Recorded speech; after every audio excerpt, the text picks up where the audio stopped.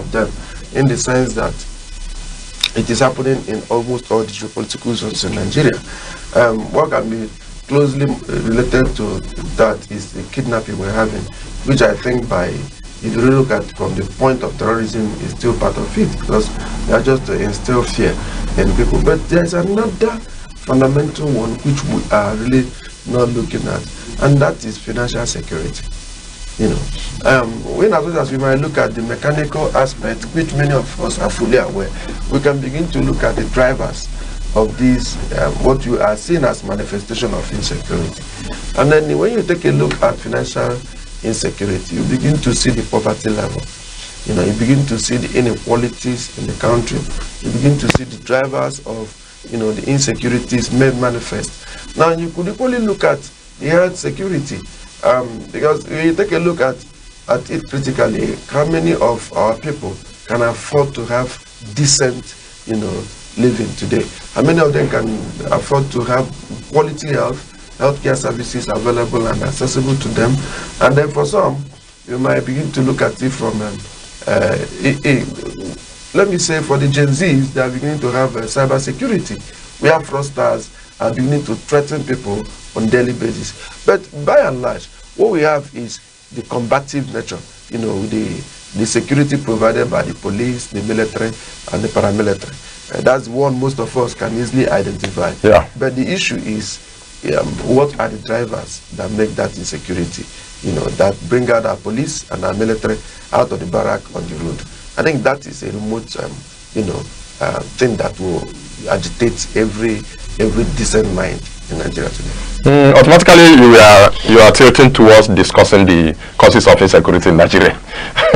Of course, let us take it to the aspect of unemployment. Okay. Is there any way unemployment can come in to be a cause of insecurity?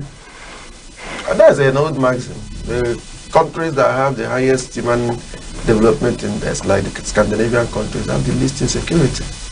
The idle mind is the devil's workshop. Once your mind is not occupied with something will occupy it. That this maxim will say, he who fails to plan has planned to fail. It's the same thing. If for any reason you fail to employ a person, the person will be gainfully employed in the hands of other tools. Okay. So you see, unemployment, first of all, for those that want to recruit criminals, unemployment creates the opportunity for them to have those that they will easily recruit. Take for example the Boko Haram, the ISWAP. It was reported that ISWAP recruits people with as much as low as 20,000 naira one-off payment, and then 5,000 naira monthly. So you could see that people who cannot work to get 5,000 naira, 20,000 naira, we are easily recruited. That's about 2018, 2019 per month. So you see that the reason why unemployment is a problem. Now, even if you come to Nigeria, Lagos State has the highest density in terms of population in the country. And if you look at Lagos State, you discover that one would have expected to be hearing, the highest level of insecurity in Nigeria coming out from that state. But if you really take a look at the percentage of insecurity in Lagos State compared to somewhere like Katsina, Zamfara, or Borno, and so on, you begin to appreciate what unemployment could do. A lot of people in Lagos State are employed either directly or indirectly. But in these areas I mentioned, a lot of people are not employed. So unemployment rate is number one catalyst, because if you open the Pandora of unemployment, you begin to wonder why people are not employed. That will now take us to government policies, corruption, and the other things that may arise from it. Right, you talked about government policies. You mean that government will begin to make policies towards employment of the young people? Okay, fine.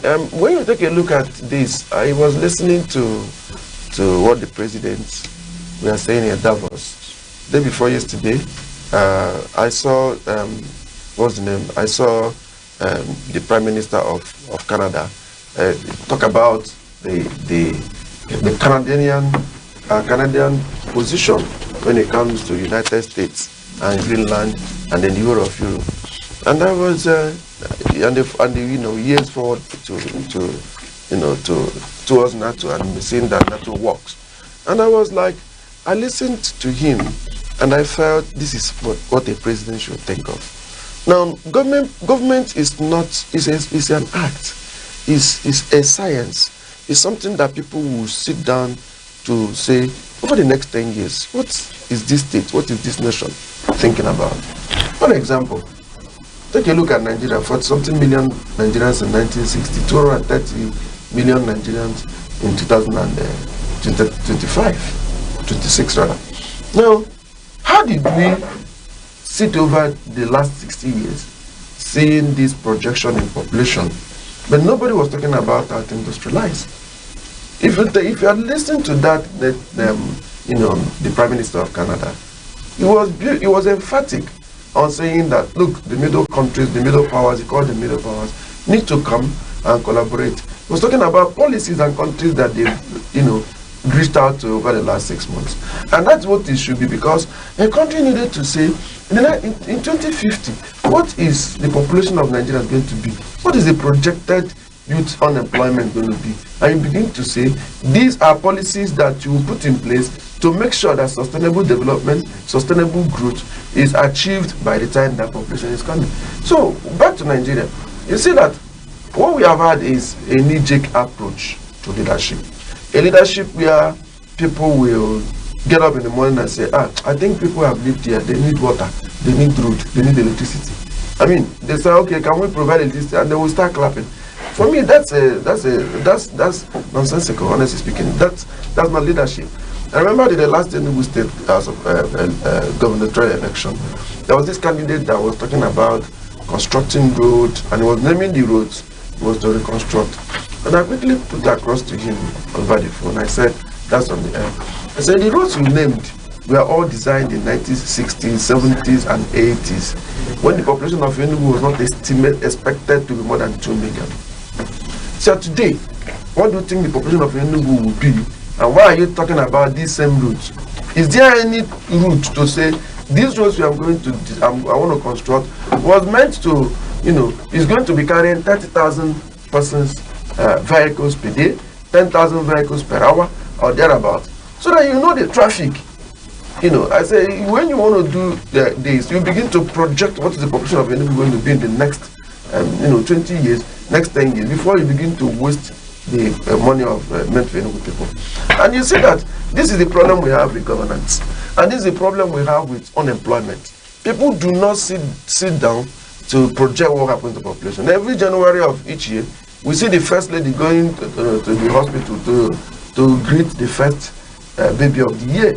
Then begin to ask your question, this baby of the year that you saw on 1st of January, in 20 years' time, is there any policy arrangement that will take away this child when he gets, comes out of our institution to work?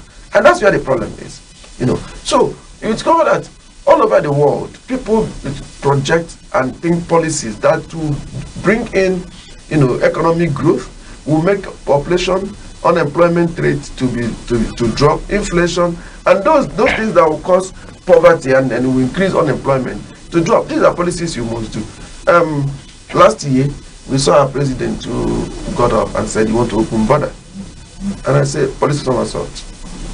Now people we are talking about getting rice and getting a sustainable cultivation of rice, and then we have started seeing positive results. Now there was a problem. Nigerians were having difficulties. Do you have a plan of having a gated net type of importation of rice? Because each time you import, you kill employment. Anything you import that's an alternative to be produced in your country, you kill that employment in your own country. So do you have a proper plan? Is there an incentive to be given to farmers such that more people will go into that, and then we see more production, more refinement, more improvement?